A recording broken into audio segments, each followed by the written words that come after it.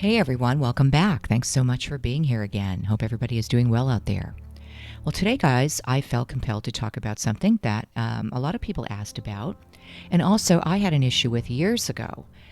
The information on severe narcissism or malignant narcissism, which is extremely toxic and dangerous. As you know, those types are very cruel and sadomasochistic many times, and they have behavior of a psychopath or a sociopath as well as being a severe malignant narcissist. Before we had all that information on that type of narcissist, we just had limited information about what we were dealing with. And I remember decades ago or years ago at the time, I knew that a person's behavior was very toxic and strange and hurtful and sudden and shocking, but we didn't have the information on malignant narcissism or narcissism at all back then. We really had nothing to go on. We thought, what is wrong with this person? Why is their behavior so strange? Why are they so hurtful? Why is their behavior so shocking? We had no idea. We had limited information. So we would feel that perhaps a severe malignant narcissist was either just simply passive aggressive, which, a lot of times people were diagnosed as being passive aggressive. We thought it was that because they fit, the tendency to be passive aggressive and do the opposite and do things that were signs of, hatred or resentment for you rather than love. And they also could be bipolar. So that was the information we had decades ago: bipolar or perhaps passive aggressive. And of course, the severe narcissist fits both of those because their behavior is up and down. Like I said, if you said to them a spoon is all you want for Christmas, it's just one spoon, a spoon would make you happy. The narcissist would show up with a box of 25 forks and smile at you and say, here you go.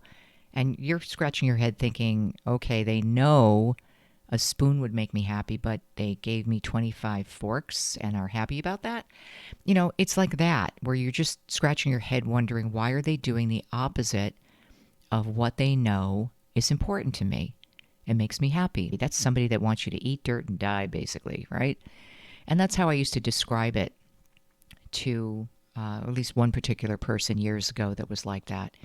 I thought, why do they want me to eat dirt and die? That's what it seems like. But if you ask them, they'd say, oh no, I care about you. I don't know what you're talking about. You'd get totally gaslit, right? If you inquired about it or you questioned them about it, or if you told them you were hurt by their actions and you couldn't figure it out. You just couldn't put your finger on it. Like, why would somebody do that, right? Now, the manic depression theory, like when we came across these people, is because, when the mask drops, it's so sudden and so shocking that, we saw this up and down behavior. We saw them being very nice and kind and docile. And then in a flash, you got a monster, a complete monster. In a second, you got the demonic eyes, you have the demonic behavior, and you're shaking in fear and terror because it happened that fast. So back in the day, guys, we didn't have all of this information on malignant narcissism. And so the information was limited. We thought, well, they're probably manic depressant because they're up and down so quickly, I can't figure them out. And it was scary. You don't know how they're going to behave. But bottom line is, there's a lot of people who have manic depression who just have moments of mania, where they're up and they're doing this and that and whatever. And then times where they're completely depressed and down. But they're not premeditating evil, guys, as far as I know. Anybody has any opinions on this, let me know. But, people who are manic depressive aren't exactly plotting, planning, and scheming for someone's demise. They're not doing these evil actions to destroy people. They may have their manic moments and delusions of grandeur, and then, next moment they're down and severely depressed. But it's the manipulation and the plotting, planning, and scheming. That's the evil part, guys. That's why we say, severe malignant narcissists, to us, it's demonic because there's a lot of thought and premeditated evil involved with their actions. Malignant narcissists are plotters, planners, and schemers. They plot, plan, and scheme your demise. They play with your mind. They play mind games, which is what the adversary does. They're a liar. They're a deceiver. That's the adversary, right? They try to trick you with these head games and mind games, and the adversary always attacks people's minds. That's how he gets them to change their actions and has them do evil actions in the world. He gets a hold of their mind. People always report they hear voices, when they do something extremely heinous or these crimes that are just, nothing but the work of the adversary. They say they hear voices. Well, that's demonic possession or oppression, no? So the severe malignant narcissist really is committing premeditated evil. They know what they're doing. It's well thought about. And it's a lot of mind games, deception, and purposely, intentionally doing things to hurt the other person. Whereas, say, somebody who is diagnosed with bipolar disorder, they have their up and down moods, which, somewhat might affect other people, but it's not intended to destroy other people. That's just my opinion. You can give your opinion in the comments below. So, again, if something is a mental impairment, if something is a brain disorder, and it's due to their chemical makeup or their brain having some kind of deficit, they're not evil. That's the difference. They're not evil. They may struggle understanding things.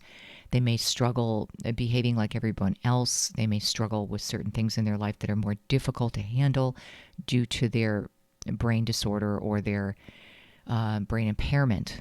But they're not evil, guys. They're not plotting, planning, and scheming to destroy someone or many people or in succession. They know what's right or wrong, But with these severe malignant narcissists, they have no sense of guilt or remorse. They just go on destroying life after life after life and causing destruction without a thought. They don't do guilt. I've heard that from a few narcissists, severe narcissists, where they say, I'm sorry, I don't do guilt anymore. Well, that's a red flag, guys. If they have no sense of guilt or remorse, what are you dealing with? That means that basically they can do whatever they want and they don't even give it a thought. I've known narcissists that, they justify their actions that way. Well, I just don't do guilt. I just don't do remorse. And they're very open about it. But to empaths and people with concern, if they do something wrong, they feel bad about it. They don't want to hurt other people. Their intention is quite the opposite. They want to help people. They want to be kind to people. Well, not the severe malignant narcissist. They put up that facade many times, but there's a resentment, there's a hatred deep down in the severe narcissist, a jealousy, an envious side to them where they really want to see someone struggle. They have that sadomasochistic tendency many times where if somebody is crying and pleading to be left alone, the severe malignant narcissist will just laugh in their face and hurt them some more. Now, that isn't somebody who is simply passive-aggressive. That isn't somebody who is manic-depressive. That's somebody who's evil. That's somebody who is sent from Satan to torment you, a good person of God. So that's just my personal opinion, guys. You tell me what you think. Now, let me also know if you saw tendencies of your severe narcissist being passive-aggressive.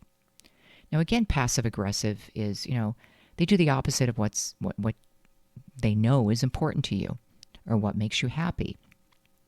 And I could never figure that out. So if you see signs of that, guys, if you see that, gee, I told this person that this really hurts me, okay?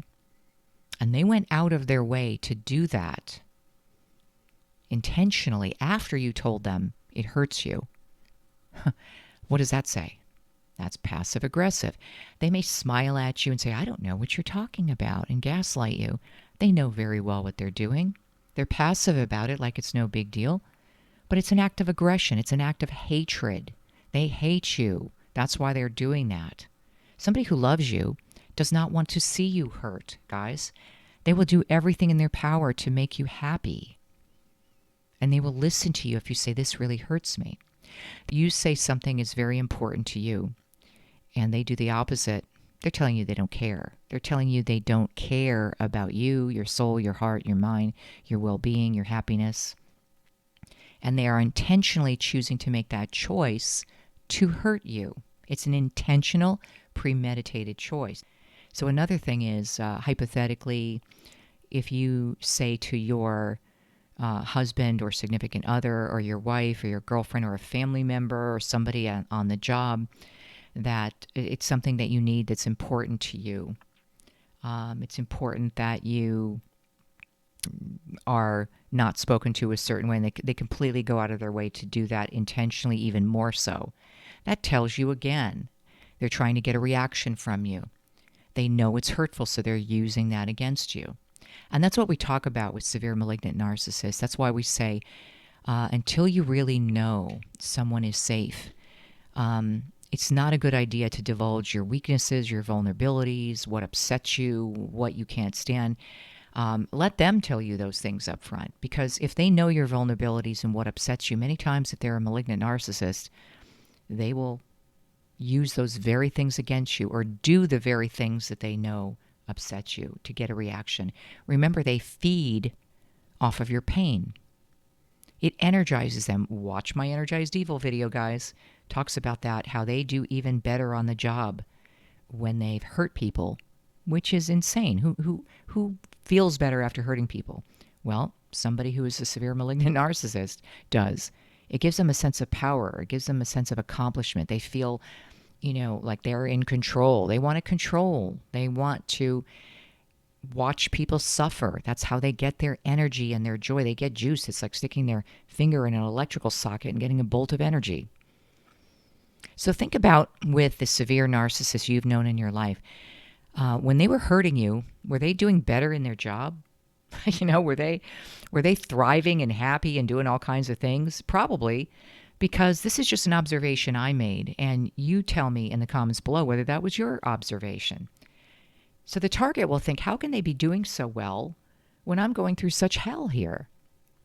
Well, it's because that's how they get their energy.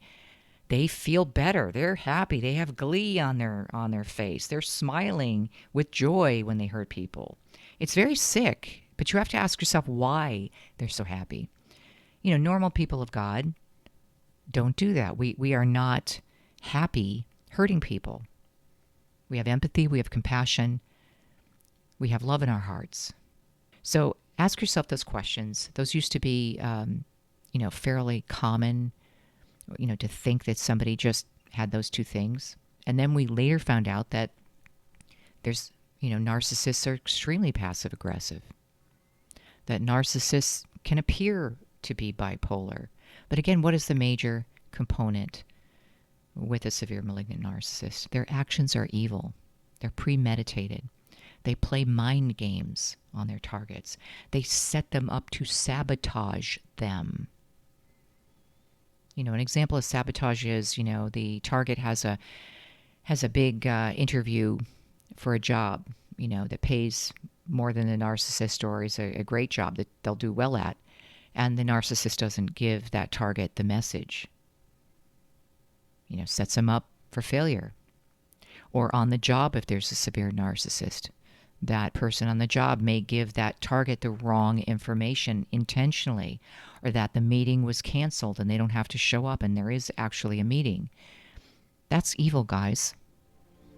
That's evil. That's not just passive aggressive. That's not being bipolar. That's evil. And that's a severe malignant narcissist. So let me know what you think in the comments below. Let me know if that's what you were dealing with.